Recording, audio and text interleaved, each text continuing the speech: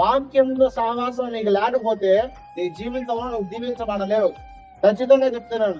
ఎందుకంటే యెహోవా ధర్మశాస్త్రములను ఆనందించు దేవాలయం దాన్ని ధ్యానించేవాడు ఎవరంటే ధన్యుడు, అతడు చేసేదంతా సఫలమైందంట.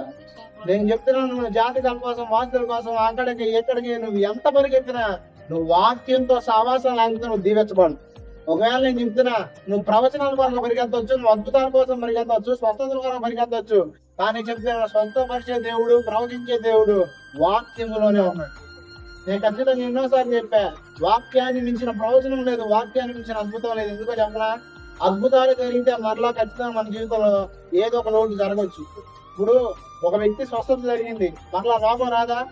సచ్చినోడు బతికాడు ప్రార్థన చేసినప్పుడు మరలాడు చావడా? కానీ ఖచ్చితంగా నేను ఒక విషయం చెప్పనా, అద్భుతాలు జరుగుతాయి, అద్భుతాలు ప్రాముఖ్యమే, కానీ అంతకంటే ప్రాముఖ్యం ఏంటంటే వాక్యానుసారంగా మన జీవితాన్ని కట్టుకోవడం.